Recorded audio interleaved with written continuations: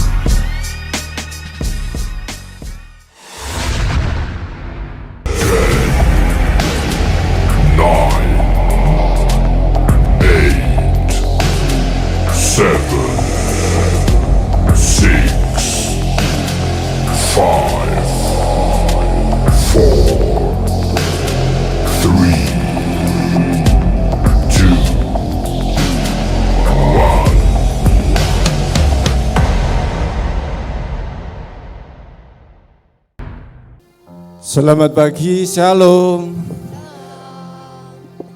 Siapa yang merasakan kebaikan Tuhan pagi ini? Haleluya, beri sorak-sorak kita. Haleluya, dia baik. Dia sungguh sangat baik. Mari saudara bangkit berdiri, kita akan mulai ibadah pagi hari ini.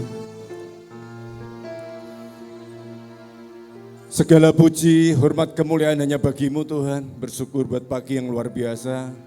Terima kasih kami boleh bersekutu dalam rimah ibadah ini. Engkau baik Tuhan, Engkau sungguh sangat baik. Setiap langkah hidup kami sampai hari ini dalam penyertaan Tuhan yang ajaib. Terpujilah Engkau Tuhan, beracara dalam ibadah ini dari awal sampai akhir. Kemuliaan, hormat hanya bagimu. Di dalam nama Tuhan Yesus, haleluya. Yang siap memuji Tuhan, katakan sama-sama, amin, haleluya. Sembah Dia, Tuhan Yesus baik. Segera metokoro lama ya terima kasih buat kebaikanmu, buat kemurahanmu, buat kasih setiamu yang tak pernah berubah. Selalu baru setiap pagi. Oh, oh, oh.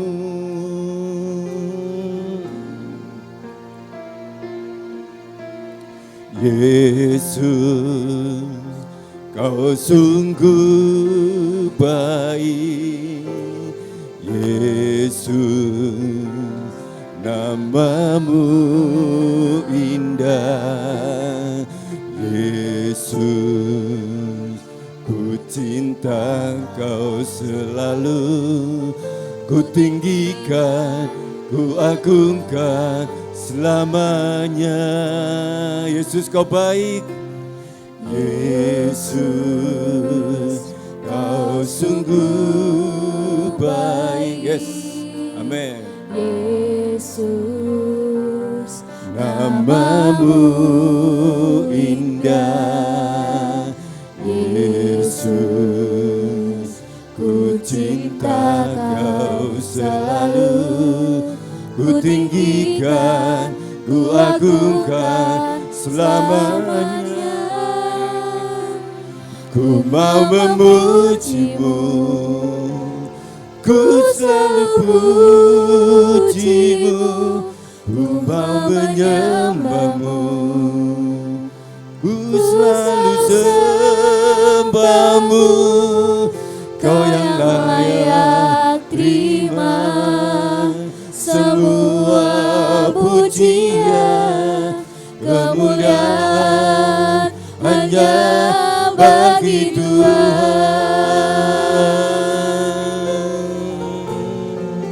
Sama-sama katakan Yesus. Yesus, Kau sungguh baik. Amin. Yesus, namamu indah.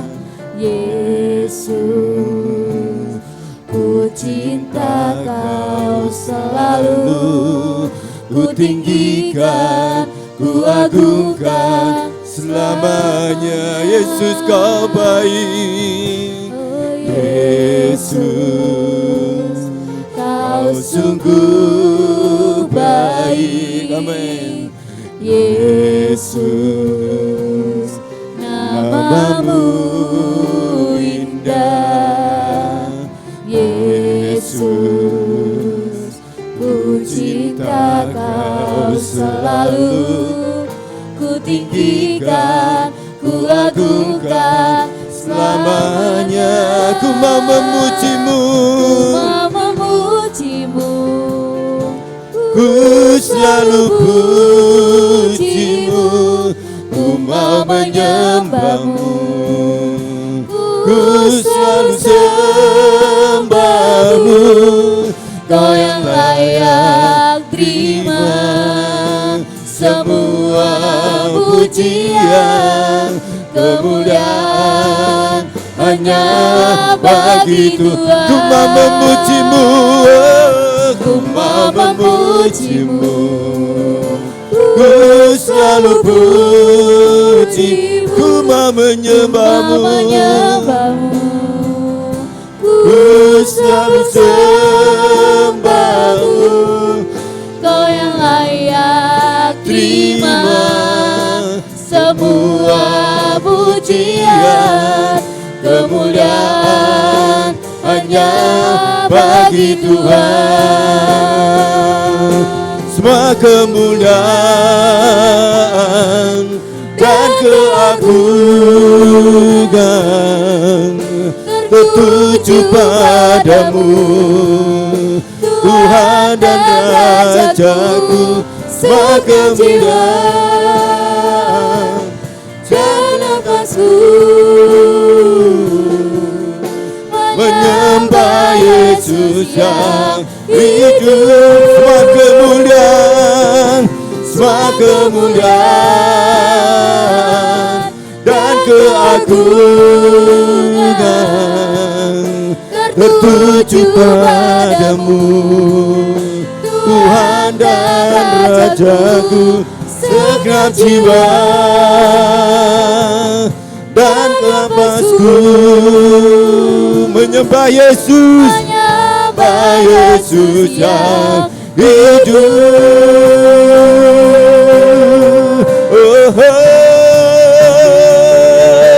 Ku mau memujimu, ku selalu pujimu, ku mau menyembahmu, ku selalu sembahmu.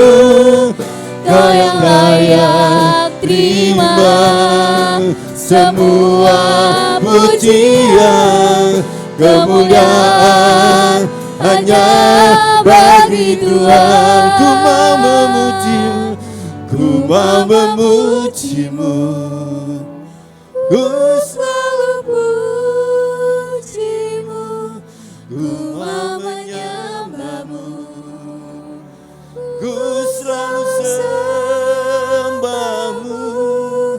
Kau yang layak terima semua pujian, kemuliaan hanya bagi Tuhan. Sekali lagi ku mau memujimu, ku selalu pujimu, ku mau menyembahmu, ku selalu sembahmu.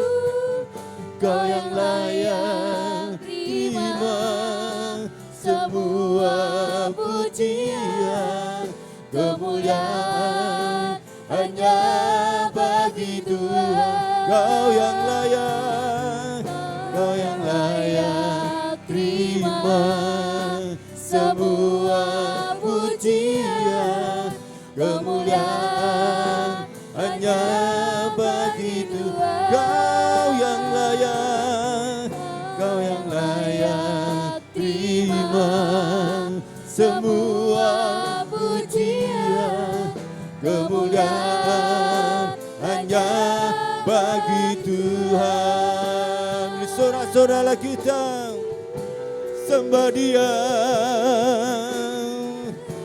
yang layak dipuji, yang layak disembah. Yesus Kristus Tuhan, haleluya.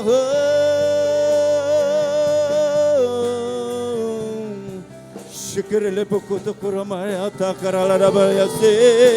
Haleluya, haleluya. Terpuji kau Tuhan, kekal selamanya. Terpuji kau Yesus, haleluya.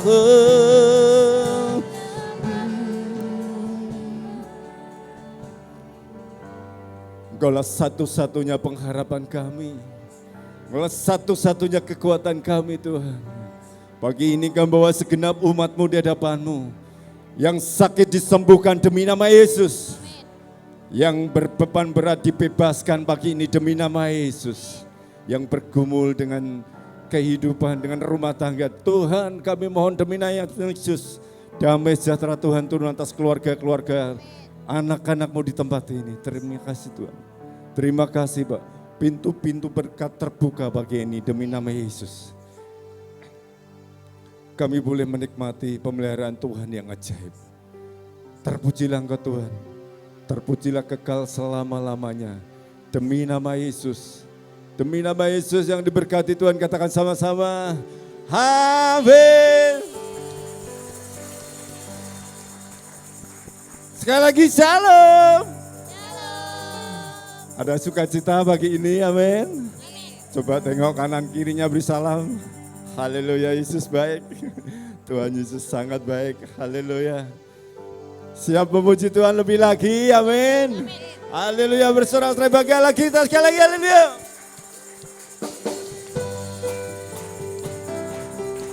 Hey, Yesus baik. Mari masuk gerbangnya dengan hati yang bersyukur. Semua, mari masuk gerbangnya dengan hati bersyukur. Halamannya dengan pujian. Haleluya. Penuhi baitnya dengan nyanyian syukur. Hadiratnya penuh sukacita. Sekali lagi. Mari masuk gerbangnya dengan hati bersyukur. Halamannya dengan pujian. Penuhi baitnya. Penuhi baitnya dengan nyanyian syukur. Hadiratnya penuh sukacita. Sama-sama bab dia baik, bab Tuhan dia baik, dan anugerahnya kekal selama-lamanya. Amin. Bab Tuhan baik, bab Tuhan dia baik, dan anugerahnya kekal selama-lamanya. Amin. Hey, kamu tepuk tangan di atas bagianlah kita. Hey, dia baik dan sungguh sangat baik. Sama-sama. Mari masuk gerbangnya dengan hati bersyukur. Halamannya dengan pujian. Amin. Penuhi baitnya dengan nyanyian syukur. Hadiratnya penuh sukacita. Sebab Tuhan baik, sebab Tuhan dia baik. Amin. Dan anugerahnya kekal selama-lamanya. Amin. Sebab Tuhan baik, Sebab Tuhan dia baik, dan anugerahnya kekal selama-lamanya. Amin. sebab Tuhan baik, Sebab Tuhan dia baik, dan anugerahnya kekal selama-lamanya. Amin. Sebab Tuhan baik, Sebab Tuhan yes, Dia yes, baik. yes. Dan anugerahnya kekal selama-lamanya. Amin. For the Lord, He is good, and His mercy endure forever and ever. Amen. For the Lord, is good. yes, amen. And His Mercy endureth forever and ever. Amen. Sekali lagi, for the Lord is good. and His mercy endureth forever and ever. Amen. For the Lord, He is good, and His mercy endureth forever and ever. Amen. Forever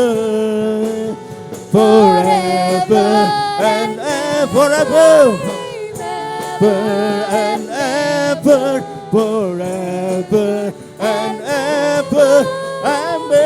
Amen. Haleluya.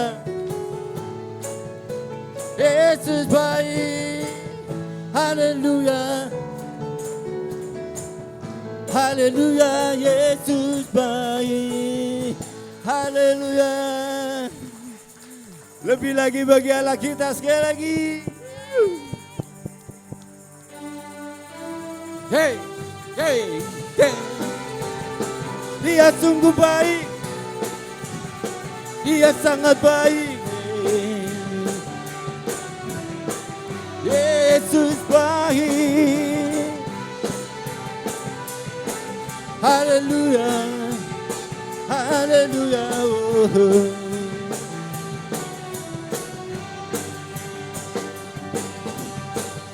Sama-sama katakan.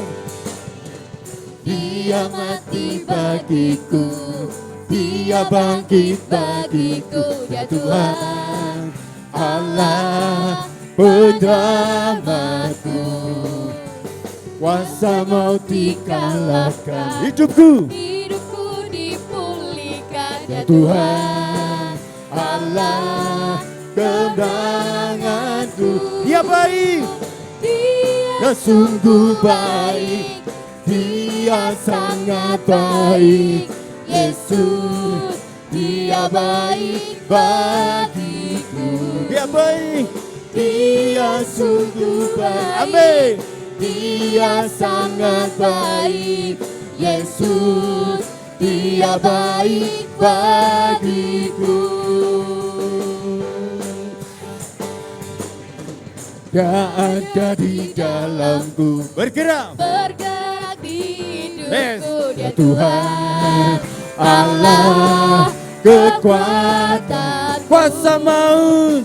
Kuasa maut dipatahkan, Hidupku dipulihkan, ya Tuhan Allah kemenangan. Semua Dia baik. Dia sungguh baik. Amin. Dia sangat baik. Yesus, Yesus, Dia baik bagiku.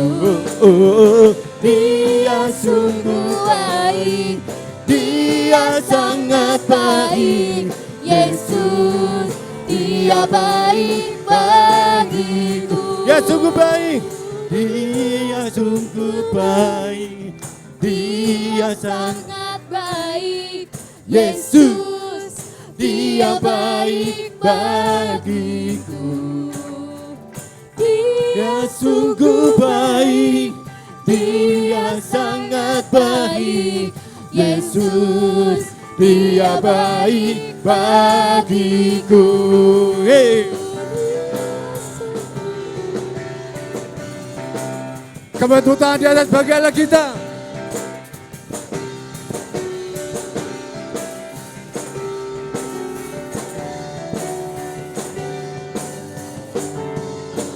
He's so good. He is so good to you. He is so good to me. Jesus is so good to you and me. Amen. He is so good to you. He is so good to me. Jesus is so good to you. Sekali lagi, He's so good. He is so good to you. He is so good to me.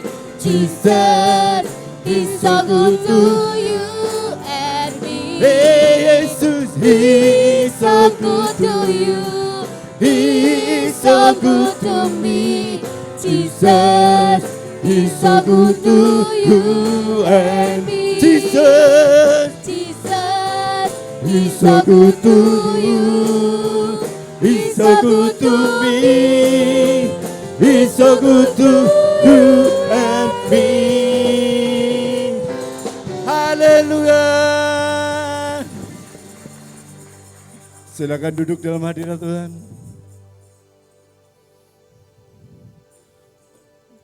Sungguh Engkau baik bagi kami Tuhan. Kasih setiamu tak pernah berubah, selalu baru setiap pagi. Besar setiamu Tuhan. Haleluya. Terpujilah Engkau kekal Engkau Tuhan. Haleluya.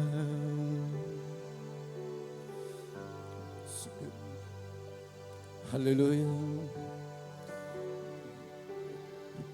Yesus pegang erat tanganku, ku tak dapat hidup di luar kasih-Mu Bapa.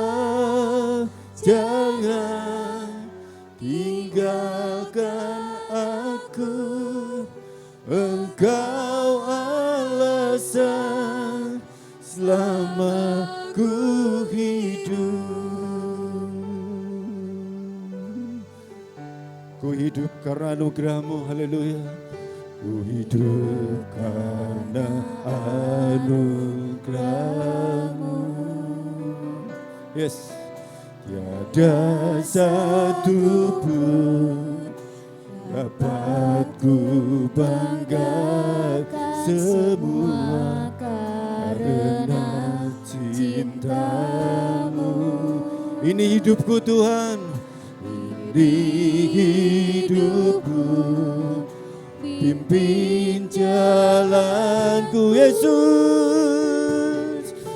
Yesus pegang erat tanganku, ku tak dapat hidup di luar kasih Bapa.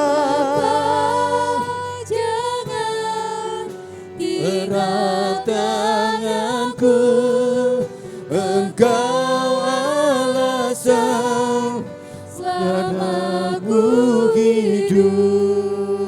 Kasih-Mu, kasih-Mu mengubah hidupku. Kau memilihku, selamatkan hidupku, semua karena cinta-Mu. Ini hidupku, pimpin jalanku. Yesus pegang, Yesus pegang erat tanganku, ku tak dapat hidup di luar kasih-Mu Bapa. Jangan tinggalkan aku, Engkau alasan selama ku hidup. Yesus pegang Mari sekali lagi saya undang bangkit berdiri jemaat Tuhan. Lebih lagi sembah Dia. Yes. Di luar kasih-Mu Bapa, jangan tinggalkan aku. Engkau alasan selama ku hidup. Yesus pegang, oh, Yesus pegang erat tanganku. Ku tak Dapat hidup di luar kasih-Mu Bapa, jangan tinggalkan aku. Engkau alasan selama ku hidup. Engkau alasan selama ku hidup. Engkau alasan selama ku hidup. Sembah Dia.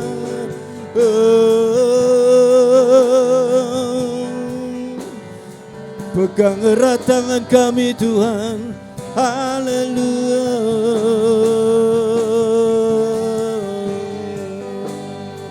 Syakarala marala marala se. Sikitu kurula mata pakarala marala mata karala marala maya se. Haleluya. Haleluya. Haleluya. Kita kerala nama tak kerala nama Yesus. Haleluya. Haleluya. Kita kerala nama Yesus. Tuhan Allah Bapa kami, sungguh kami bersyukur Tuhan untuk hari ini Tuhan jadikan untuk kami. Ada kerinduan bagi setiap kami untuk datang beribadah. Bukan rutinitas kami Tuhan, tapi kami mempunyai hati kerinduan akan Engkau. Mungkin saat ini kami tidak dalam keadaan baik-baik saja Tuhan. Mungkin saat ini sakit, mungkin saat ini kami sedang dalam pergumulan. Kami menaruh ke dalam tangan kuasa-Mu semuanya itu Tuhan. Karena kami punya iman. Allah yang kami sembah mampu menyelesaikan semuanya dengan baik. Kalau Tuhan yang mengawali, maka Tuhan yang akan mengakhiri semuanya dengan baik. Kami pulang, kami membawa doa di dalam nama Tuhan Yesus, kelegaan terjadi. Kesembuhan terjadi. Semua yang terbaik Tuhan kami terima. Terima kasih Bapa. Urapi setiap kami, berikan hikmat pengetahuan supaya kami yang dengar-dengaran firman Tuhan mengerti apa maksud Tuhan di dalam kehidupan kami. Terima kasih Bapa. Di dalam nama-Mu kami berdoa dan bersyukur. Haleluya. Amin. Silakan duduk kembali. Shalom. Bapak Ibu Saudaraku yang terkasih di dalam Tuhan, apa kabar? Sukacita? Iya, kalau Bapak Gembala menyampaikan firman Tuhan yang lalu, tetaplah bersukacita. Amin. Senyum yang termanis, biarlah ini bukan menjadi kebiasaan kita semua, tetapi kita sungguh-sungguh datang kepada Tuhan. Apa yang ingin Tuhan katakan untuk kita semua? Saya dan Bapak Ibu Saudara semua beriman meski tak melihat. Ya. Mari kita akan membuka bacaan untuk firman Tuhan pagi ini di dalam Yohanes 20 ayat 24 sampai 29. Ya. Kita baca bersama ya Bapak Ibu Saudara. Ya. Yesus menampakkan diri kepada Thomas. Mari kita baca. Tetapi Thomas, seorang dari ke-12 murid itu yang disebut Didimus, tidak ada bersama-sama mereka ketika Yesus datang ke situ. Maka kata murid-murid yang lain kepadanya, kami telah melihat Tuhan. Tetapi Thomas berkata kepada mereka, sebelum aku melihat bekas paku pada tangannya, dan sebelum aku mencucukkan jariku ke dalam bekas paku itu, dan mencucukkan tanganku ke dalam lambungnya, sekali-kali aku tidak akan percaya. 26. 8 hari kemudian murid-murid Yesus berada kembali dalam rumah itu, dan Thomas bersama-sama dengan mereka. Ini sudah ada Thomas ya Bapak Ibu. Sementara pintu-pintu terkunci, Yesus datang dan ia berdiri di tengah-tengah mereka dan berkata, damai sejahtera bagi kamu. Kemudian ia berkata kepada Thomas, taruhlah jarimu di sini dan lihatlah tanganku. Ulurkanlah tanganmu dan cucukkanlah ke dalam lambungku. Dan jangan engkau tidak percaya lagi, melainkan percayalah. Amin Bapak Ibu. Ya, bulan ini kita akan masuk di dalam ibadah Jumat Agung dan juga Paskah. Saya mengajak untuk jemaat GBI Lamtera menyiapkan diri masing-masing. Nah, Bapak Ibu yang dikasihi Tuhan, bacaan firman Tuhan yang sudah kita baca bersama berbicara terkait dengan iman dari murid Tuhan yang bernama Thomas. Peristiwa itu terjadi 1 minggu setelah Tuhan Yesus menampakkan diri kepada murid-muridnya. Sementara tidak ada Thomas bersama dengan mereka. Nah, hal ini kira-kira sudah dikatakan di dalam ayat itu membuat Thomas tidak percaya bahwa Tuhan Yesus bersama ke-10 murid itu. Nah, kenapa kira-kira Thomas saat itu tidak percaya? Ketidakpercayaan Thomas dipengaruhi karena Thomas masih belum siap. Belum siap dirinya untuk menerima kabar yang bagi Thomas tidak masuk akal, yang mustahil. Sementara saat itu bisa kita bayangkan dirinya masih dalam keadaan kesedihan, kehilangan harapan oleh karena Tuhan Yesus sudah disalibkan.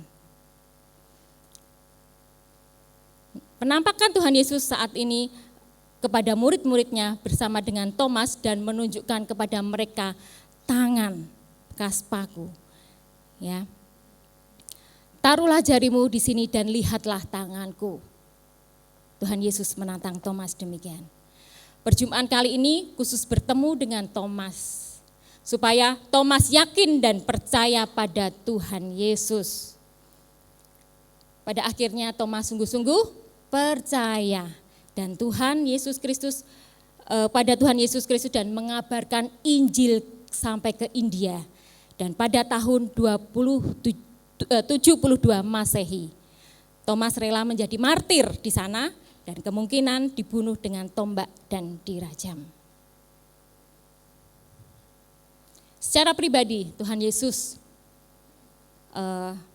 berinteraksi dengan Thomas, mau menunjukkan, meyakinkan iman Thomas. Kata Yesus kepadanya, karena engkau telah melihat aku, maka aku percaya. Berbahagialah mereka yang tidak melihat, namun percaya. Bapak Ibu sudah dikasih Tuhan, kata percaya dalam teks ayat ini memakai kata dasar pistis yang artinya percaya dan mempercayakan. Ya, ada 2 kata konteksnya di sini, percaya dan mempercayakan. Bu, menurut saya percaya saja sudah cukup. Yakin? Mari kita lihat semuanya ada di dalam firman Tuhan yang tercatat di dalam Alkitab. Kata percaya, ya, kalau hanya percaya pada Tuhan tidaklah cukup karena setan pun juga percaya kepada Tuhan. Ya, kita lihat di dalam Yakobus 2 ayat 19. Yakobus 2 ayat 19.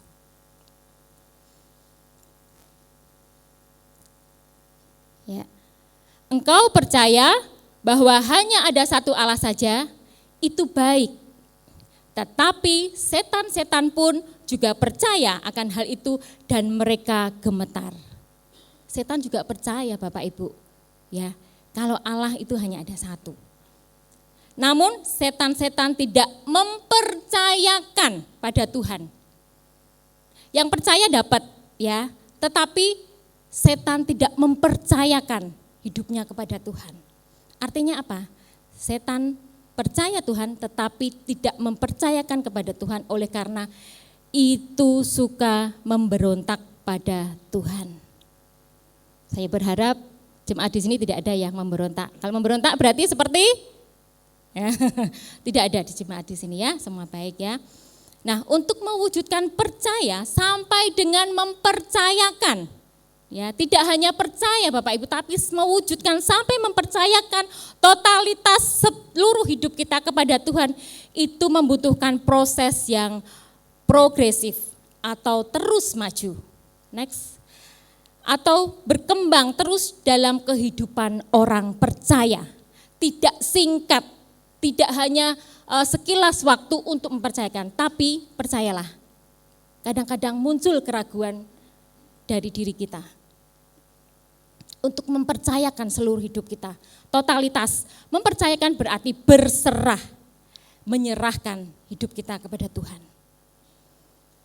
Kita dituntut untuk terus maju, atau berkembang terus dalam kehidupan orang percaya. Itu sebabnya iman bukanlah barang jadi yang bisa secepatnya dipakai, melainkan membutuhkan waktu dan pengalaman iman. Seperti Thomas harus melewati proses perjalanan iman. Ada dua topik yang akan kita pelajari pagi hari ini Bapak Ibu. Yang pertama, topik yang pertama yang akan dipahami, kita pahami tentang percaya karena melihat. Kebanyakan dari kita lebih sepakat, lebih setuju, melihat dulu baru percaya. Terbukti dulu, ada pembuktian dulu, baru percaya. Itu sifat kita. Mempercaya karena melihat. Melihat apa? Mari kita lihat pekerjaan Tuhan. Bapak Ibu saya akan menyampaikan beberapa kisah-kisah Alkitab yang menginspirasi kita, ya, memberi teladan kepada kita pagi hari ini. Kita melihat pekerjaan Tuhan. Konteksnya adalah percaya karena melihat dulu ya. Nah, Tuhan Yesus meneguhkan atau membuktikan apa yang difirmankan atau dijanjikannya dengan pekerjaan tangannya. Begitu Tuhan mengasihi kita, tetap Tuhan Yesus mau membuktikan. Sebetulnya kalau Tuhan Yesus mau bersikap, terserah kamu, up to you, bisa. Tetapi begitu Tuhan Yesus ingin meneguhkan dan membuktikan apa yang difirmankannya atau dijanjikannya dengan pekerjaan tangannya. Kita lihat Markus 8 ayat 23. Kisah yang boleh kita lihat di dalam Alkitab ini bagaimana Tuhan membuktikan janjinya, pekerjaan tangannya terhadap orang buta. Markus 8 ayat 23, Yesus memegang tangan orang buta itu dan membawa dia keluar kampung. Lalu ia meludahi mata orang buta, orang itu, dan meletakkan tangannya di atasnya dan bertanya, sudahkah kau lihat sesuatu? Bapak Ibu nanti bisa baca di Alkitab dari kisah ini, dari Markus 8. Tuhan Yesus memegang tangan orang buta itu dan menuntunnya keluar desa. Tindakan ini menunjukkan keterlibatan dan kepedulian Tuhan Yesus secara pribadi, ya. Secara personal, individu, Tuhan Yesus memilih orang ini, ya, membawa untuk menepi, untuk keluar dari desa. Hal ini menunjukkan rasa privasi dan keintiman. Ada sesuatu yang sangat dekat dengan Tuhan. Ada keintiman, Tuhan mau bekerja di dalam orang buta ini. Hal ini menunjukkan rasa yang sangat-sangat dekat. Sesuatu mengerti betul bahwa Tuhan Yesus sanggup melakukannya. Karena penyembuhan dilakukan dari jauh keramaian. Tuhan Yesus memilih untuk menepi, membawa pribadi ini. Selanjutnya apa yang dikerjakan oleh Tuhan Yesus? Selanjutnya Tuhan Yesus meludahi mata orang tersebut sebelum menumpangkan tangan ke atasnya. Nah, Bapak Ibu minta maaf ya, mungkin cara Tuhan Yesus dengan penyembuhan meludahi itu mungkin tampak tidak biasa bagi kita pembaca modern ya, yang saat ini. Atau masih ada dengan cara tradisional seperti itu ya. Tindakan ini mungkin tampak tidak biasa buat kita Bapak Ibu. Namun dalam konteks budaya saat itu, air liur diyakini memiliki khasiat penyembuhan. Ya. Saat itu diyakini seperti itu, memiliki Tuhan memakai air liurnya sebagai perantara, melambangkan pemindahan kuasa ilahinya atau sarana fisik yang melaluinya penyembuhan disampaikan. Jadi hanya sebagai fasilitas saja, perantara dari air liur Tuhan Yesus ke orang buta, lalu ditumpangi tangannya. Setelah melakukan tindakan awal itu, Yesus bertanya kepada orang buta itu, apakah dia melihat sesuatu? Pertanyaan Tuhan Yesus. Pertanyaan ini berfungsi untuk seberapa jauh efektivitas penyembuhan dan untuk melibatkan pria buta itu dalam suatu proses meyakini bahwa Tuhan Yesus sudah bekerja. Hal ini menggarisbawahi pentingnya iman dan terjadinya mujizat. Dalam cerita ini, Bapak Ibu, kisah Alkitab ini menyoroti kemampuan Tuhan Yesus untuk menyembuhkan dan memulihkan penglihatan orang buta. Betapa Tuhan menunjukkan belas kasih-Nya terhadap mereka yang menderita dan kesediaannya untuk terlibat secara pribadi. Bukan di dalam keramaian, tetapi secara pribadi. Sifat ilahi kuasa Yesus ini dan pentingnya iman dalam proses penyembuhan. Amin.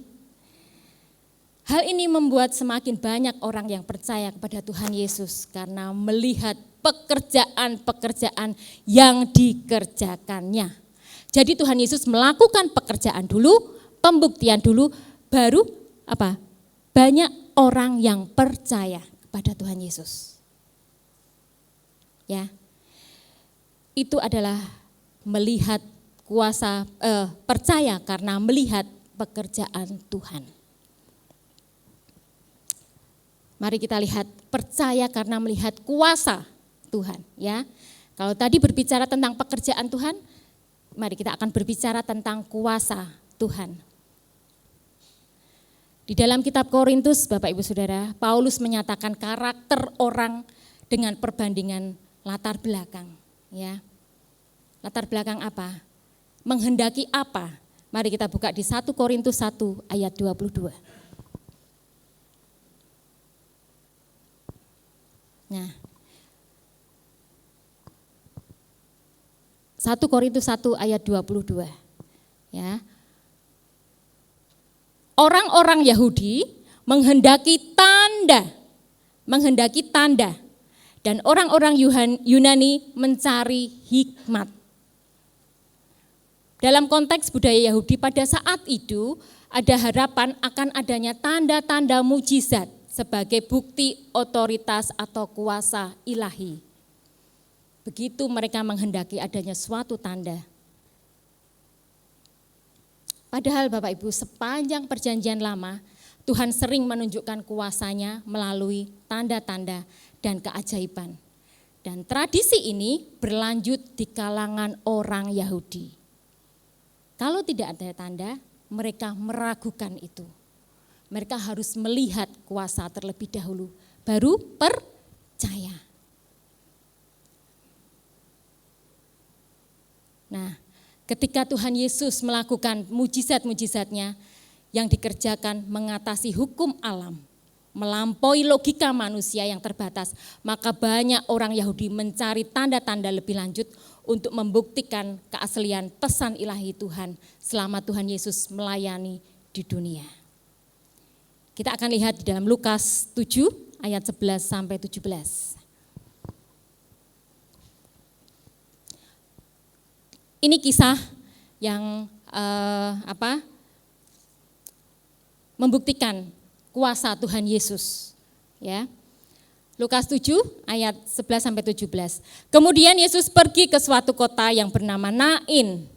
Murid-muridnya pergi bersama-sama dengan dia dan juga orang banyak menyertainya berbondong-bondong. Setelah ia dekat pintu gerbang kota, ada seorang mati diusung keluar. Anak laki-laki, anak tunggal, ibunya yang sudah janda. Dan banyak orang dari kota itu menyertai janda itu. Dan ketika Tuhan melihat janda itu, tergeraklah hatinya oleh belas kasihan. Lalu ia berkata kepadanya, jangan menangis. Sambil menghampiri usungan itu, ia menyentuhnya. Dan sedang para pengusung berhenti, ia berkata, hai anak muda, aku berkata kepadamu, bangkitlah. Maka bangunlah orang itu dan duduk dan mulai berkata-kata, dan Yesus menyerahkan kepada ibunya. Semua orang itu ketakutan dan mereka memuliakan Allah sambil berkata, seorang nabi besar telah muncul di tengah-tengah kita dan Allah telah melawat umatnya. Maka tersiarlah kabar tentang Yesus di seluruh Yudea dan di seluruh daerah sekitarnya. Bapak Ibu Saudara yang kasih Tuhan, saat Tuhan Yesus memasuki kota, ia menghadapi proses pemakaman. Saat itu terjadi proses pemakaman. Ya, anak muda yang mati ini diidentifikasi sebagai satu-satunya anak laki-laki, anak tunggal, satu-satunya dari seorang janda. Menyoroti keadaan tragis kehilangan dan kerentanannya sebagai seorang janda tanpa dukungan keluarga. Tuhan Yesus tergerak. Ada belas kasih saat melihat janda yang berduka. Tanggapannya adalah empati dan kepedulian terhadap rasa sakit emosionalnya. Lalu Tuhan Yesus mengambil tindakan terhadap jenazah orang yang mati itu, anak laki-laki itu, ke tempat jenazah yang diusungnya. Dia memerintahkan pemuda itu untuk bangkit dari kematiannya. Lagi-lagi, peristiwa ajaib ini mengejutkan semua orang dan menyaksikan dan membawa sukacita luar biasa bagi ibu yang berduka karena putranya telah kembali hidup. Orang banyak itu mengakui sebagai nabi, mengakui Tuhan Yesus sebagai nabi yang diutus Tuhan untuk membawa keselamatan dan pembebasan bagi umatnya. Berita ini tersebar cepat dan meluas dan semakin memperkuat reputasi Yesus sebagai pembuat mujizat yang penuh kuasa dan penuh kasih sayang. Menunjukkan belas kasih Tuhan Yesus kepada orang lain yang membutuhkan mujizatnya. Nah, bahkan di dalam cerita ini menyoroti identitas Tuhan Yesus sebagai Mesias yang telah lama ditunggu-tunggu, yang membawa harapan dan pemulihan bagi mereka yang patah hati. Ada di antara kita yang sedang patah hati? Nantikan mujizat Tuhan. Ya, Tuhan Yesus tidak kekurangan belas kasihan untuk kita. Banyak orang yang percaya pada Tuhan Yesus karena tanda-tanda ajaib yang telah mereka lihat. Jadi iman orang Yahudi pada saat Tuhan Yesus melayani di dunia didasarkan pada melihat mujizat. Melihat dulu, baru percaya. Ya. Semua yang kita pelajari tadi adalah dibuktikan dulu, baru kita beriman, baru percaya. Ya. Mari jemaat, saya masuk, kita semua belajar bagaimana percaya meskipun tidak melihat. Bagaimana caranya supaya kita bisa percaya meskipun tidak melihat? Yang pertama, berfokus pada pribadi Tuhan.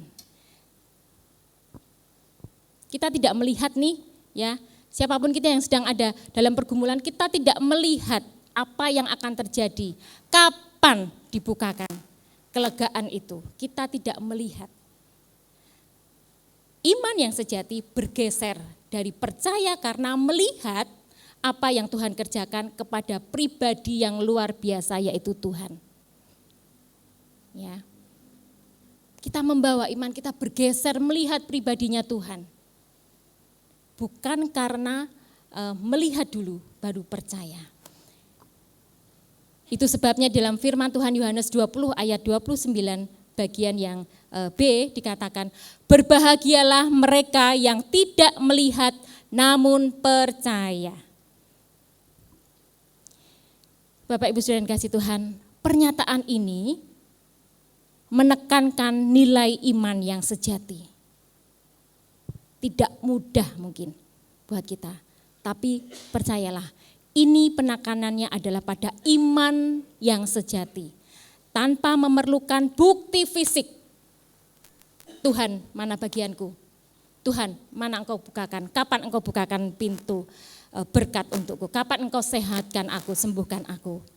Bukan seperti itu. Tidak menuntut pembuktian fisik dulu.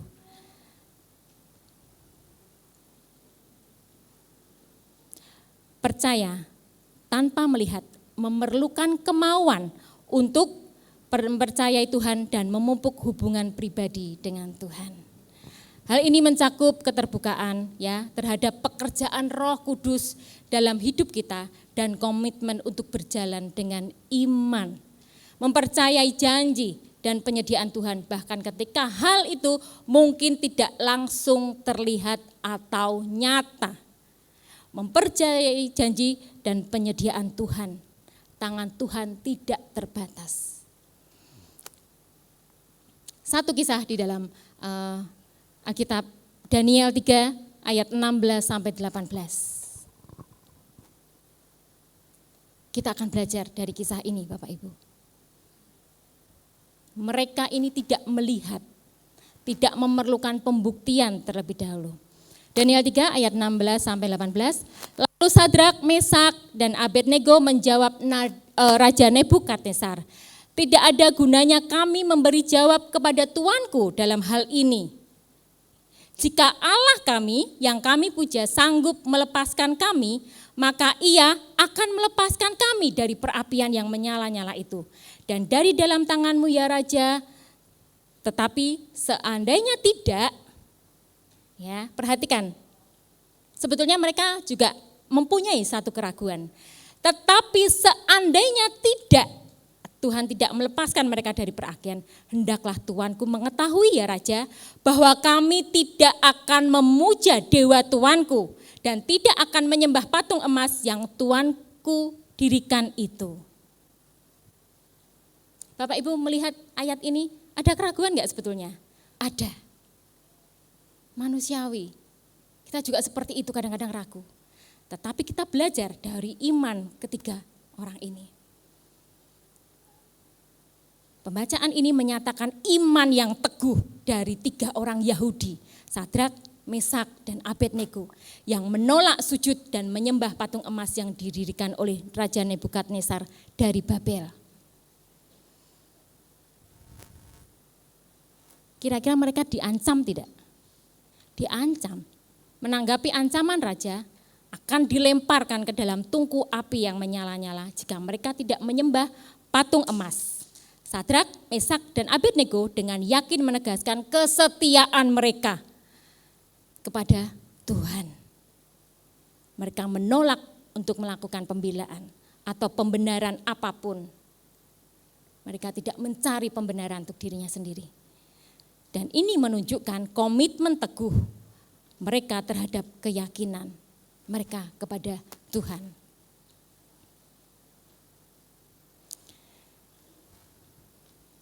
Mereka menegaskan Tuhan mampu menyelamatkan dari tungku api dan bahwa Dia, Tuhan, pada akhirnya akan melepaskan mereka dari tangan raja.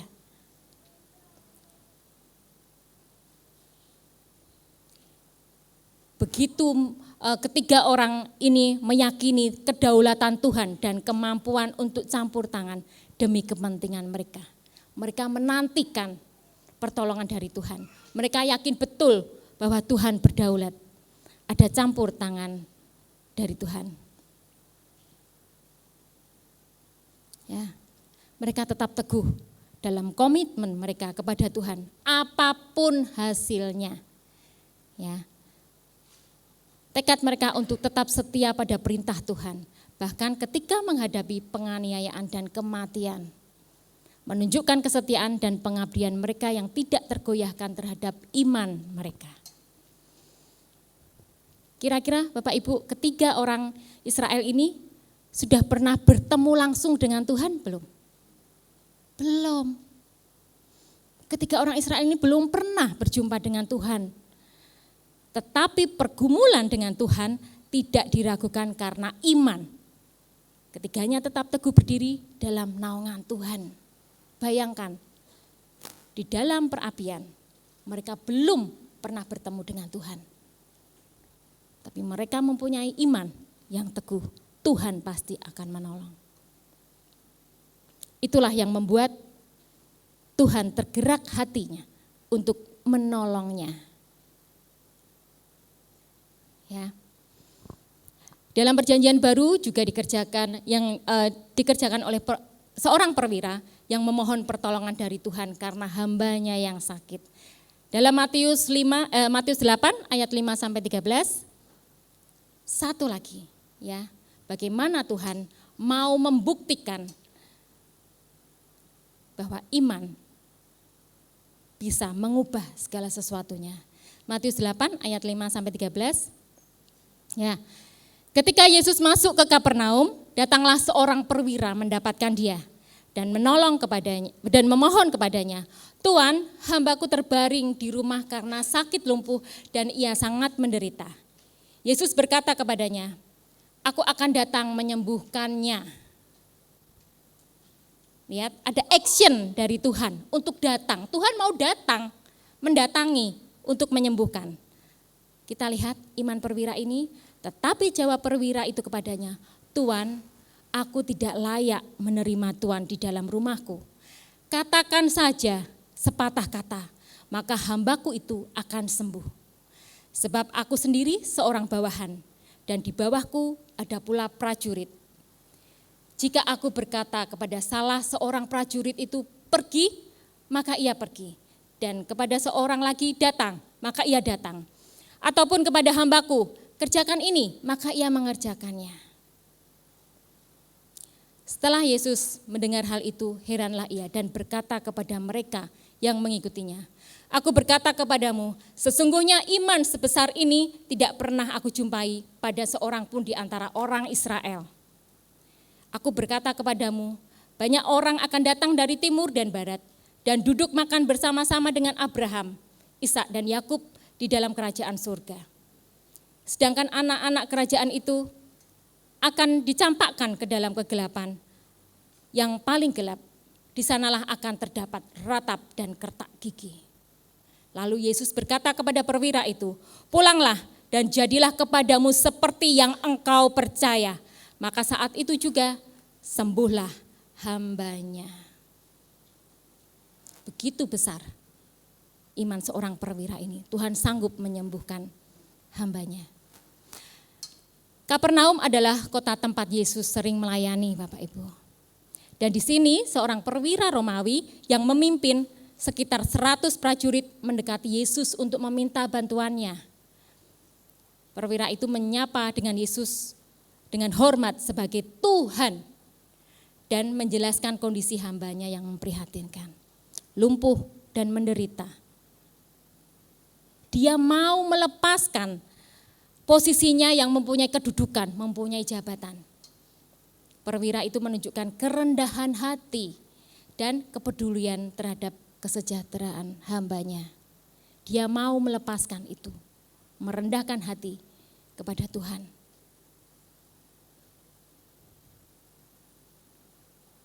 Lagi-lagi Tuhan menunjukkan belas kasih, ya. Ketika Tuhan langsung tergerak untuk datang ke rumahnya. Tuhan menunjukkan belas kasih, menanggapi kebutuhan mereka yang mencari bantuan, membutuhkan kesembuhan. Inilah otoritas dan kuasa Tuhan Yesus yang tidak pernah terbatas. Meskipun dia adalah seorang non-Yahudi, ya, perwira itu adalah seorang non-Yahudi dan seorang perwira militer Romawi. Dia mengakui otoritas Yesus dan percaya bahwa Yesus hanya perlu menyampaikan firman agar hambanya dapat disembuhkan. Bapak Ibu Saudara yang kasih Tuhan, cerita ini, ya, kisah-kisah ini menunjukkan pemahaman yang mendalam tentang otoritas Yesus dan kepercayaan yang mendalam terhadap kemampuan Tuhan Yesus untuk melakukan mujizat. Dia taat, ya.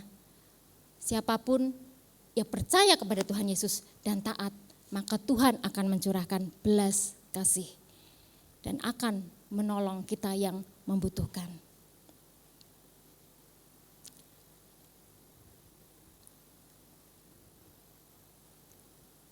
Iman tanpa melihat merupakan kekuatan untuk meyakini dan mempercayakan kuasa Tuhan yang besar.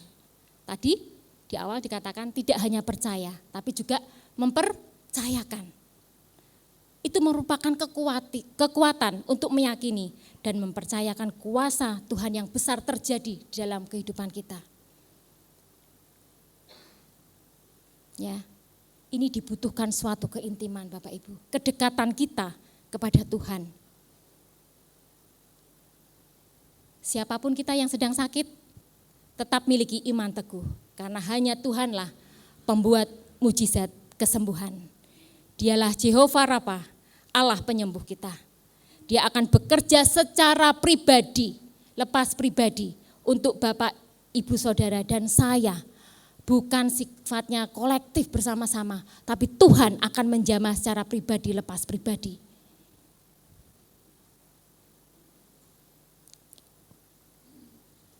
Ya, percaya tanpa melihat dibangun di atas pengenalan akan Tuhan. Cara yang kedua, bagaimana caranya kita mempunyai iman yang percaya kepada Tuhan? Membangun di atas pengenalan akan Tuhan. Pengenalan akan pribadi Tuhan akan membuat iman percaya seorang semakin berkembang. Ya, kita harus kenal. Ya, kalau kita nggak kenal, bagaimana? Ya, Tuhan mengerti betul apa yang kita butuhkan. Sebetulnya tanpa berbicara pun Tuhan tahu apa yang kita butuhkan. Tetapi yang Tuhan mau adalah rendahkan hatimu. Percaya kepada Tuhan. Pembelajaran firman Tuhan yaitu selami ajaran Tuhan, khususnya kisah kehidupan, ajaran, mujizat, kematian, dan kebangkitan Tuhan Yesus. Kita harus mengenali semua hal yang sudah dilakukan Tuhan Yesus, mengenali Tuhan Yesus secara pribadinya. Membaca dan mempelajari firman Tuhan dapat memperdalam pemahaman tentang siapa Yesus dan memperkuat iman kita kepadanya. Doa dan persekutuan adalah pengembangan kehidupan doa yang teratur dan terlibat dalam disiplin rohani, ibadah, dan persekutuan dengan orang-orang percaya lainnya.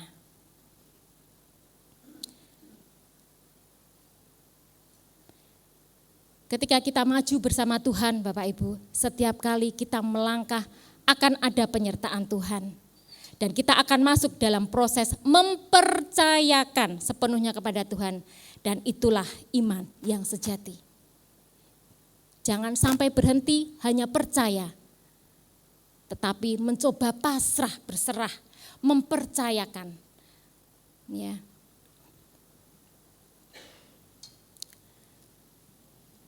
Cara yang lain untuk kita bisa memiliki percaya meski tidak melihat. Miliki iman yang dibangun di atas pengenalan akan Tuhan. Pengenalan akan pribadi Tuhan akan membuat iman percaya seseorang semakin berkembang. Jadi kalau saya tadi mengatakan kita datang ibadah ini bukan rutinitas. Bukan hari Minggu, baik wajibnya kita datang ibadah. Bukan hanya sekedar itu. Tapi mencari Tuhan, pengenalan akan Tuhan, membuat iman seseorang semakin berkembang. Nah, pengenalan akan Tuhan dibangun dalam relasi keseharian orang percaya melalui apa? Apa yang bisa kita lakukan? Pembelajaran firman Tuhan, yaitu selami ajaran Tuhan, khususnya kisah kehidupan. Ya, Tuhan Yesus yang sudah di dunia ini untuk manusia semuanya. Jangan lupa kita terus berdoa dan bersekutu. Menjalin hubungan lebih intim kepada Tuhan, berdekat kepada Tuhan, mempercayakan kepada Tuhan. Ketika kita maju bersama Tuhan, setiap kali kita melangkah, ya, dan jangan takut Bapak Ibu, Tuhan menyertai.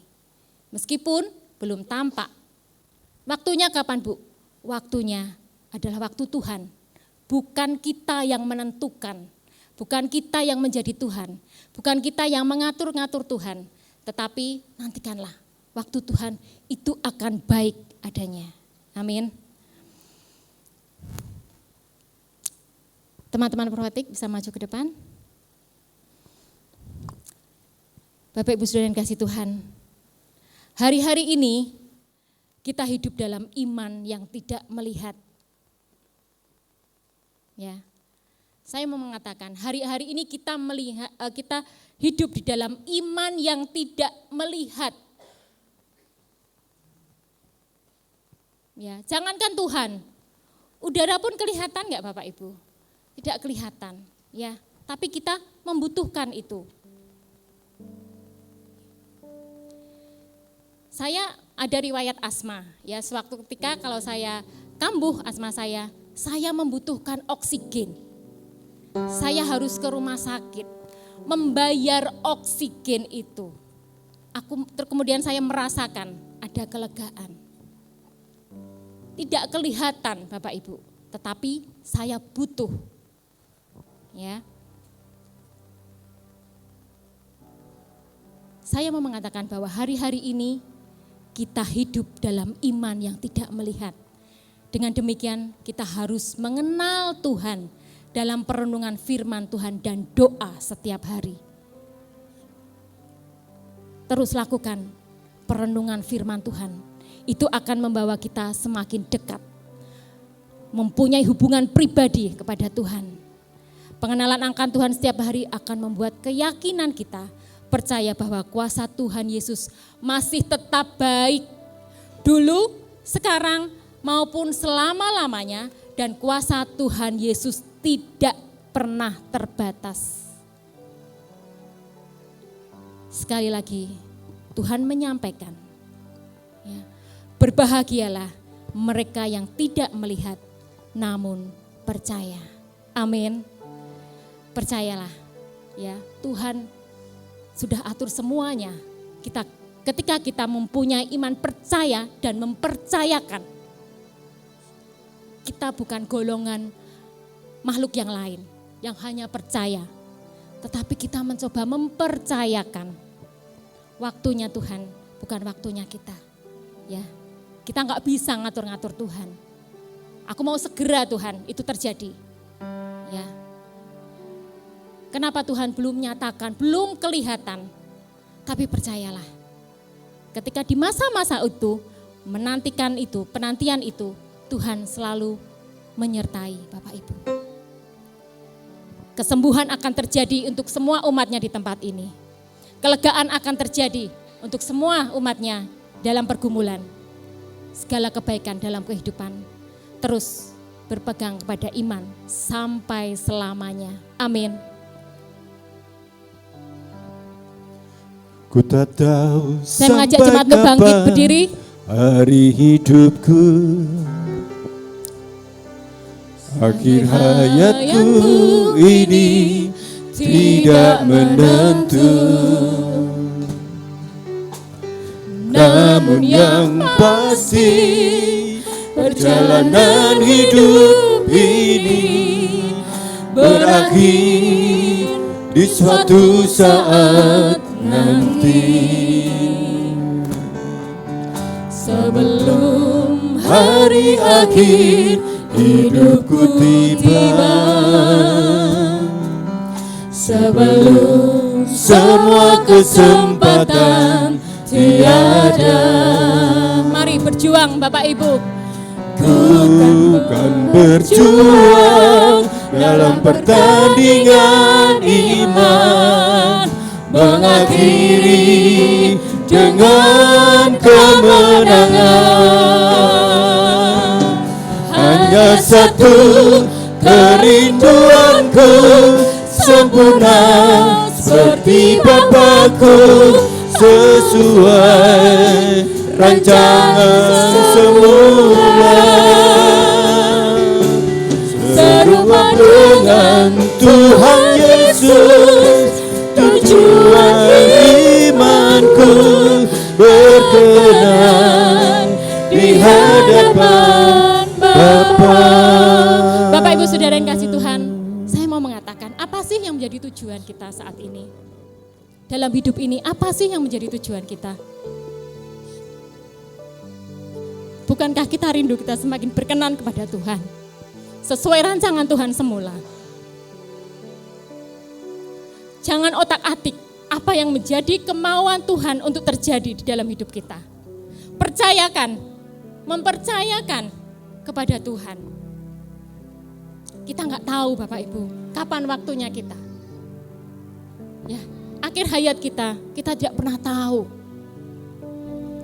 Tetapi satu yang menjadi kerinduan kita berkemenangan dalam pertandingan iman bersama Tuhan. Amin. Mari kita nyanyikan lagu ini. Ku tak tahu sampai kapan hari hidupku, akhir hayatku ini tidak menentu. Namun yang pasti perjalanan hidup ini berakhir di suatu saat nanti. Sebelum hari akhir hidupku tiba. Ingat, sebelum kesempatan tiada. Semua kesempatan tiada. Katakan kepada Tuhan, aku mau berjuang Tuhan. Ku kan berjuang dalam pertandingan iman, mengakhiri dengan kemenangan. Hanya satu kerinduanku, sempurna seperti Bapakku, sesuai rancangan semula. Serupa dengan Tuhan Yesus, tujuan imanku berkenan di hadapan Bapa. Hanya satu kerinduanku, sempurna seperti Bapakku, sesuai rancangan semula. Serupa dengan Tuhan Yesus, tujuan imanku berkenan di hadapan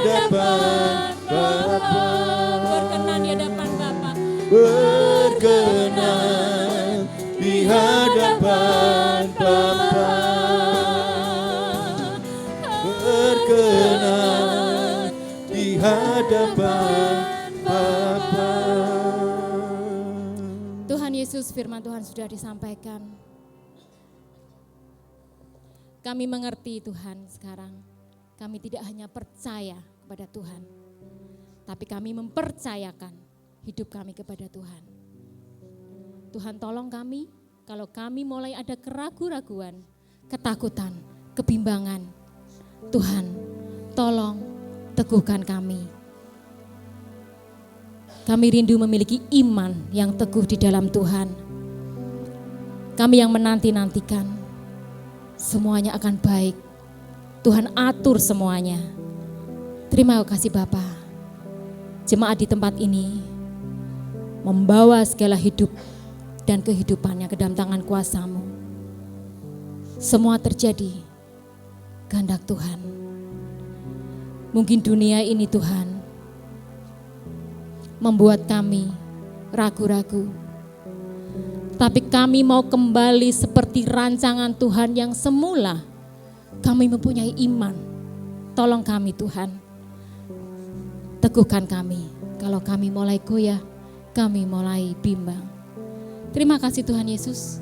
Di dalam nama-Mu kami berdoa dan bersyukur. Haleluya. Amin. Silakan duduk kembali Bapak Ibu. Kita akan mendengarkan kesaksian dari jemaat kita.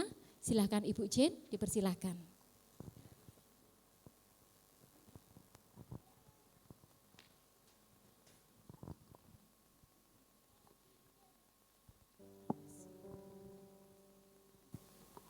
Shalom Bapak Ibu, terima kasih buat waktunya yang diberikan ke saya. Sebenarnya kemarin itu waktu Mistika minta saya untuk kesaksian, saya bingung juga karena dari tahun 2024 itu banyak sekali kesaksian yang Tuhan buat dalam keluarga kami. Jadi saya sempat bingung juga mana ya gitu. Akhirnya saya sampai tanya Tuhan yang mana ini, sampai hari ini detik ini pun saya masih Tuhan yang mana ya, karena semua itu ada hikmat-hikmat yang Tuhan kasih. Dari hal yang paling kecil itu ada hikmat yang Tuhan kasih, dan itu sangat membekas di setiap hati keluarga kami. Akhirnya saya memilih ketika kami di bulan Februari, kami mengalami hal-hal yang di luar dugaan kami, itu semua serba tiba-tiba. Dari bulan Januari yang suami saya, Pak Adi ini, kebetulan kami ini sama-sama mengelola kantin, tiba-tiba dia punya keinginan untuk mengeksplor menu. Dia bilang, aku kok kangen ya, kepengin kerja lagi di hotel. Tiba-tiba ada teman saya ngomong, suamimu butuh kerja enggak? Memang ada, saya tanya gitu.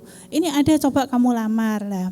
Sudah dilamar, ternyata harus berangkat saat itu juga, dan Pak Adi ngomong saya enggak bisa. Saya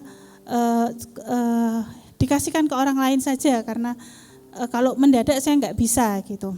Ternyata pimpinannya gini, waduh ini yang lamar soalnya sudah banyak Pak Adi. Ya, terus Pak Adi bilang, monggo Bu, kalau memang ada kandidat yang lebih baik silahkan. Ternyata beberapa hari kemudian Pak Adi dipanggil untuk tes food dan kemudian langsung bekerja di situ. Dan di situ saya memang melihat ini gunanya Bapak Ibu kalau kita baca firman setiap hari. Sebenarnya semua permasalahan hidup kita itu sudah ada semua, jalan keluarnya itu ada di Alkitab sebenarnya. Saya melihat suami saya itu mendapatkan kasih seperti Yusuf. Yusuf itu mendapatkan kasih tuannya, dan itu terjadi pada suami saya. Dia baru pertama, itu bosnya itu sudah, ownernya itu sudah begitu baik gitu. Sampai dia pulang pun diantarkan pulang, sampai suatu saat bosnya bertanya, Pak Adi kalau pulang gini ngapain di rumah? Saya langsung bantu istri di kantin. Kemudian dia tanya, ada masalah enggak di kantin? Terus dia bilang, Bu ini Pak kalau di kantin kami itu orang banyak bayar pakai QRIS. Jadi kami itu kalau belanja tuh kadang tuh harus nunggu QRIS-nya nih keluar lagi, keluar lagi. Terus dia bilang, oh berarti cash flow-nya ya Pak Adi. Iya Pak. Terus dia bilang gini, Pak Adi kalau butuh cash flow ngomong aja sama saya. Pak Adi cerita sama saya, gimana nih bosnya nawarin, saya bilang jangan dulu, kita tanya Tuhan. Karena bukan yang kadang-kadang itu yang sepertinya kesempatan emas bagi kita itu, kadang-kadang itu bukan yang Tuhan mau. Jadi saya bilang enggak usah, sampai berkali-kali bosnya ngomong, Pak Adi bilang aja loh kalau butuh cash flow. Saya bilang jangan dulu. Tiba-tiba di akhir Februari, kami itu tidak tahu bagaimana, tiba-tiba memang kontrakan kami sudah habis.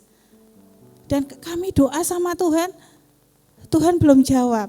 Akhirnya pemilik rumah bilang, wah maaf, saya kasih waktu kalian 3 hari untuk mengosongkan rumah. Waduh, saya langsung stres saya. Sampai Tuhan 3 hari loh, gimana caranya cari rumah? Karena saya tuh ada anjing, ada kucing. Itu enggak semua, kalau anjing enggak semua orang bisa terima. Kalau kucing mungkin bisa, tapi kalau anjing ini loh, saya tuh sampai bingung, Tuhan gimana caranya? Sedangkan Pak Adi di Temanggung, saya di sini, saya juga pikir keterbatasan saya untuk pindah dalam waktu mencari rumah 3 hari itu enggak gampang. Tapi saya enggak mengasihani diri sendiri, saya mulai doa, saya mulai deklarasi. Saya tahu Tuhan bukan salah pemilik rumah, bukan pemilik rumah yang gimana-gimana, tidak. Tapi saya tahu Tuhan sedang mengajarkan kami sesuatu. Akhirnya kami mencari, Pak Adi langsung disuruh pulang. 2 hari itu song. Ada rumah tapi tidak sesuai. Jadi kadang tuh terlalu kecil atau mungkin jauh dari sekolah anak saya. Saya doa lagi. Sampai akhirnya di hari ketiga kami dapat. Kami dapat tuh, tapi saya gini, Tuhan, gak kebesaran toh ini rumahnya. Terus harganya berapa di tengah kota kayak gini? Saya tuh sampai, Tuhan, tapi terus kok kamu lemah gitu? Saya langsung deklarasi lagi, saya doa, Tuhan aku percaya kalau ini Tuhan kasih rumah ini jadi berkat buat saya. Saya percaya, saya deklarasi, terus saya deklarasi. Pak Adi ngomong, lah terus gimana? Dah kita pulang dulu, kita doa. Nah, ketika kita doa, tiba-tiba Pak Adi gini, coba aku tanya sama bosku kalau cash flow itu saya ganti dengan untuk kontrakan gimana. Akhirnya dia WA bosnya, di luar dugaan bosnya tanya, itu berapa Pak Adi? Sekian Pak. Dia langsung oke, dia transfer 2 kali lipat dari harga kontrakan itu. Saya sampai nangis, saya sampai Tuhan, begitu besar kuasamu. Sampai seorang pendoa tuh pernah ngomong saya gini, Bu Jen, iman tuh ya iman tapi pakai otak. Kalau kamu tuh kontrak, paling enggak kamu tuh spare uang. Dia bilang gitu. Tapi saya bilang, selama saya berjalan dengan Tuhan dari tahun ke tahun, Tuhan tidak pernah biarkan saya dan Tuhan tidak pernah mempermalukan saya. Selalu aja ada jalan. Jadi dari tahun ke tahun tuh ada aja, selalu Tuhan kasih. Dan saya ngomong sama orang itu, saya kenal Tuhan saya. Mungkin pendoa ini punya cara sendiri mengenal Tuhan. Jadi kalau saya mengalami, saya kenal Tuhan saya. Jadi saya percaya, saya bilang, Tuhan, aku tahu, aku percaya saat ini, hari ini kalau Tuhan izinkan rumah itu terjadi buat aku, hari ini terjadi pembayaran. Tidak sampai 5 menit sudah ditransfer, kami langsung telepon orangnya dan di luar dugaan, kalau kami terlambat 1 jam saja, itu sudah dipakai sama orang Banyumanik. Jadi ketika kami melakukan pembayaran, karena saya berkomunikasi dengan suaminya, istrinya dikiranya saya orang Banyumanik. Oh ini yang dari Banyumanik ya, bukan Bu, saya dari Lamper. Oh dari Lamper, soalnya yang Banyumanik itu ya mau ke sini. Saya sampai puji Tuhan, Tuhan menolong kami itu tepat pada waktunya.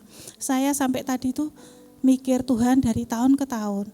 Saya tuh dipepet waktunya sama Tuhan, dari tahun kemarin saya dikasih waktu 1 bulan. Sekarang cuma 3 hari. Dan luar biasa, 3 hari tepat pada waktunya. Saya deklarasi Tuhan, aku percaya. Pertolonganmu tidak akan terlalu cepat, tapi juga tidak akan pernah terlambat, tapi tepat pada waktunya. Dan itu saya alami saat ini. Dan saya percaya, terima kasih Tuhan, apa yang kita mau, rumah yang bisa untuk tempat anjing itu terjadi hari itu. Dan saya percaya, terima kasih Tuhan. Saya sampai nangis loh. Pak Adi itu bekerja belum ada 1 bulan. Tapi bosnya itu berani menggelontorkan uang segitu banyaknya. Saya sampai, kalau saya jadi pimpinan, saya mikir 3 kali. Sedangkan hanya untuk ngasih 1 juta, 2 juta, saya pasti akan berpikir kalau ini sampai puluhan juta. Gak mungkin kalau bukan karena Tuhan. Saya percaya, maka Bapak Ibu, saya hanya kalau boleh saya memberikan pesan, Bapak Ibu jangan pernah tinggalkan firman Tuhan. Jangan pernah tinggalkan pujian, sekalipun hatimu lagi sedih, lagi susah, tapi Tuhan itu segalanya. Tuhan itu penolong. Saya sampai dibukakan, oh ternyata tuh setiap permasalahan hidup kita tuh sebenarnya sudah ada di dalam Alkitab. Kalau kita mau baca, sedangkan kalau kita deklarasi, kita membersihkan rumah, kita deklarasi, itu semua ada di dalam firman Tuhan. Enggak ada di mana-mana, enggak ada mantra, enggak ada apa, dari firman Tuhan itu, asal kita percaya itu akan jadi. Jadi apa yang saya alami, ini saya alami sendiri Bapak Ibu, bukan katanya, bukan ceritanya, bukan. Bahkan saya kemarin ada pertemuan di usia 50 tahun ke atas, saya lihat seorang ibu-ibu itu kusit sekali. Saya sampai sama kakak saya ngomong, ya ampun, sudah usia sak gitu mentalnya enggak karu-karuan. Bisa goyangnya kayak gitu. Tapi setelah keluar, saya tanya, Bu, rumahnya di mana? Sriwijaya. Dia tuh cerita tentang, dia bilang, Bu, saya ini sudah single parent, saya harus menghidupi 7 anak. Tapi saya bersuka cita, Bu, Tuhan pakai tangan saya bisa mijet, saya bisa refleksi, saya bisa kasih makan 7 orang di dalam rumah saya. Saya sampai, wow, wajahnya enggak kelihatan susah loh Bapak Ibu. Sukacita, gembira, senyum, sama coachnya tuh sampai diajak nari. Sampai goyangnya luar biasa, sampai ya ampun Tuhan mentele, saya sampai gitu. Tapi luar biasa, ini loh, orang-orang seperti ini loh, enggak pernah kelihatan susah walaupun hidupnya tuh susah. Saya merasa hari-hari ini kita aja, saya Pak Adi bekerja aja kadang aja masih ada kurang-kurangnya. Tapi orang ini single parent menghidupi 7 orang di dalam rumah dan dewasanya 4, anak kecil 3 itu kayak apa, saya sampai gini, tapi wajahnya tuh penuh sukacita. Dia bahkan bisa, wow, aku nih loh, tanganku dikasih Tuhan untuk mijet, untuk ini, aku bisa kasih makan mereka. Itu juga teguran buat saya. Sekalipun kami berdua bekerja, terkadang kami itu ada ya namanya sisi-sisi kedagingan. Kadang kita, aduh kok gini ya, kok gitu ya. Tapi saya lihat ibu ini luar biasa. Jadi Bapak Ibu juga, mungkin ada Bapak Ibu yang mengalami kasih Tuhan, ayo berani untuk bersaksi, karena itu menguatkan iman kita masing-masing. Jangan takut, waduh aku tuh belepotan kalau ngomong. Enggak apa-apa Bapak Ibu, itu deklarasi iman. Kalau kamu berani memberikan kesaksian tentang Tuhan, Tuhan pun tidak akan mempermalukan kok. Tuhan pasti juga tidak akan malu dengan Bapak Ibu, asalkan berani untuk menyaksikan kemurahan Tuhan dalam hidup Bapak Ibu sekalian. Demikian kesaksian saya, semoga menjadi berkat. Terima kasih.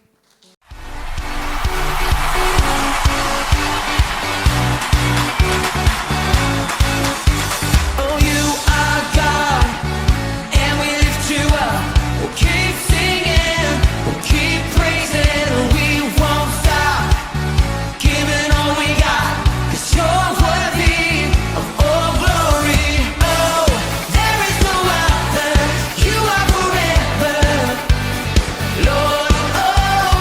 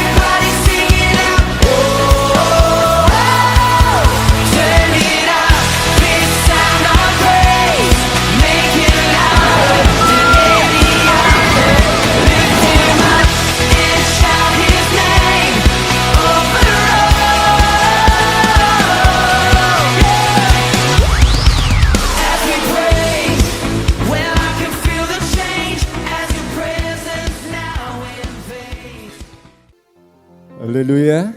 Kami ingin menyambut kalau ada yang baru pertama kali beribadah bersama kami. Bisa lambaikan tangannya? Adakah? Puji Tuhan, jemaat-jemaat yang setia. Bapak Ibu Saudara masih tetap berdiri. Minggu kedua mari kita akan membacakan pengakuan iman GBI.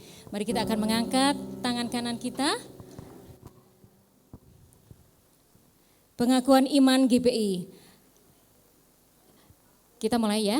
1, 2, 3. Aku percaya bahwa Alkitab adalah firman Allah. Allah yang Esa itu Tritunggal adanya. Yesus yang lahir, mati, bangkit, naik ke surga adalah juru selamat, pengantara kita dan raja segala raja.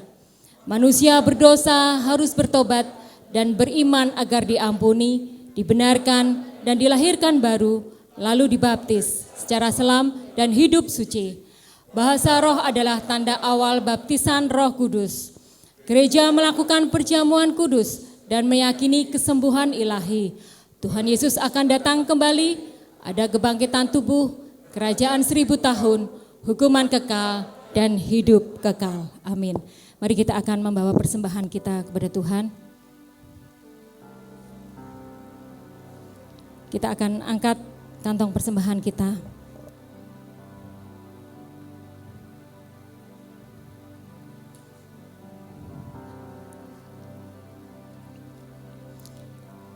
Tuhan Allah Bapa kami, sungguh kami bersyukur karena Tuhan selalu menyertai kehidupan kami.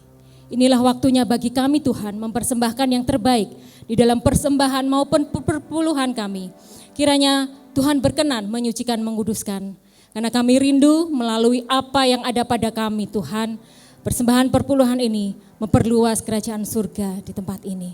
Terima kasih Bapa untuk setiap kami. Di dalam nama Tuhan Yesus kami berdoa. Amin. Mari kita akan angkat tangan kita untuk kita boleh mengakhiri ibadah kita dan kita tutup dalam doa berkat. Tuhan memberkati engkau dan melindungi engkau. Tuhan menyinari engkau dengan wajahnya dan memberi engkau kasih karunia.